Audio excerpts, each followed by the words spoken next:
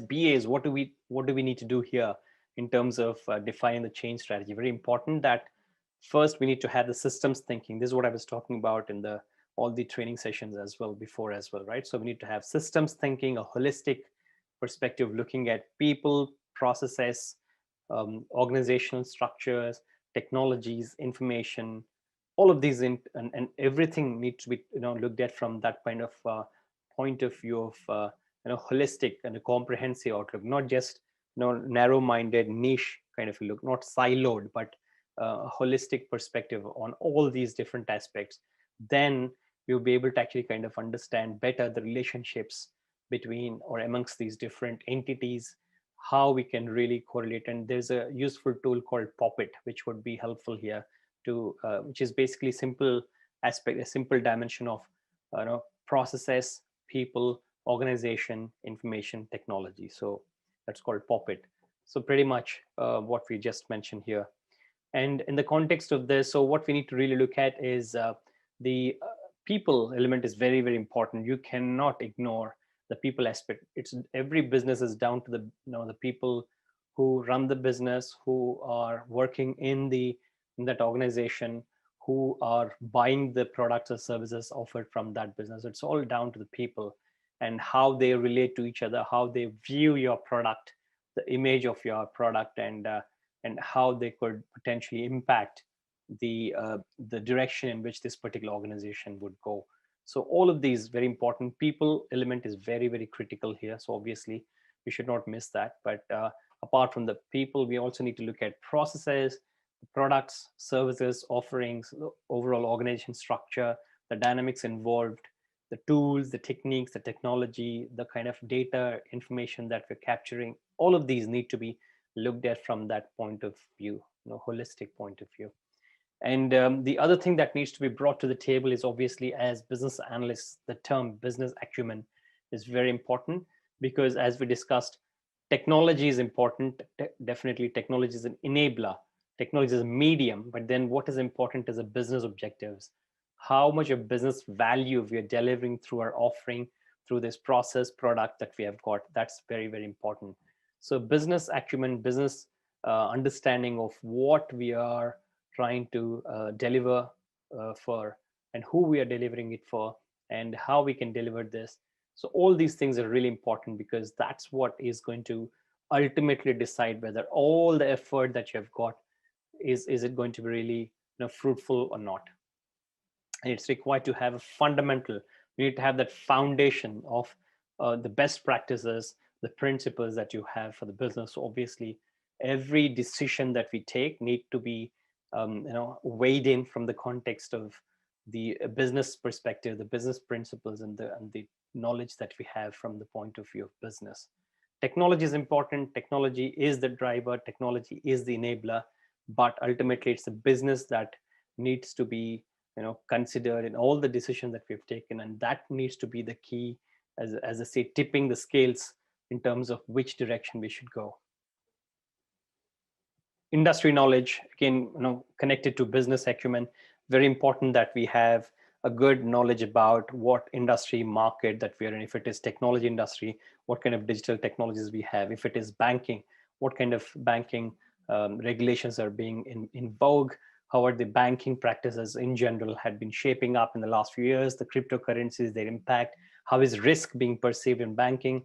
Same with healthcare. How about the overall healthcare aspects, the life sciences, outlook towards the improvement of the lifestyles of people? How are the healthcare and life sciences companies, organizations helping improve the overall lifestyle of the people at large? And then we also need to look at, from the domain perspective, who are the competitors and who are the key players in the market? What are their contributions? What are they trying to do with respect to helping their customers and users? And how can we benchmark ourselves against those? We can even benchmark against our own competitors. That's fine, because otherwise, we are stuck in the rut. If we keep looking internally, we would not have a clear direction or a sense of purpose. So we should try and sometimes look outside, gain some kind of inspiration from looking at the competition, from looking at other companies, which are in different industries, but perhaps doing something really good. Let's try and learn something positive from them. And that's what we call as benchmarking. So we need to do that kind of exercises very often. And knowledge about common products and types, very important, because, again, this is what I was talking about, that what these other companies are doing, other competitive companies and other organizations in different segments, different industries, what are they coming up with, what kind of offerings they've got, how innovative are their products, how are they doing it, what kind of practices and processes are they following. All of these are going to be a critical component for us to help analyze and set a strategy for our own organization. And obviously that also goes to say that you need to have a clear understanding in terms of what are the specific terms, processes in our own industry. Again, that kind of industry knowledge helps. That's what we were talking about. Healthcare, you need to know the practices, the kind of direction in which the overall industry is going, what are the players trying to achieve out of this, and how we should align ourselves to that, right? So it's basically either you catch the wave, or if you're such a pioneer, you're leading the curve, you're actually ahead of the rest of the players in the market as an industry thought leader. What is your contribution? What are the areas that you're trying to address, and how you're going to achieve those? Again, very important. And then organization knowledge is basically about trying to understand our own organization structure, the behaviors, organizational behavior, the dynamics, the overall purpose and the sense of intent within our own organizational units, the structures, the architecture of our own enterprise. And that's, again, it goes on to include, for example, how we're going to get our budgets, where are we going to get our revenues from, what are our sources of revenues and income, how we creating the profits, how are we going to set the goals for ourselves, and how we're going to achieve those, the goals and the objectives. And what is, again, our organization structure? Are we more top heavy and bottom light? Are we structured properly? Do we have too much of hierarchy? Are we going to cut down the flat in the top? Are we going to have mesh structure? Are we going to have democratic kind of leadership? Are we going to have some leadership which is autocratic, it's top down? Or is it that innovation is being encouraged from the bottom up, from the development, from the people in the shop floor? Are they going to actually contribute? So how is our style of management? All of these. And then the relationships between the business units, how we performing in terms of our own teams, departments, business units. How is the cooperation, collaboration happening there? Is it mutually engaging, or is it like a lot of rivalry?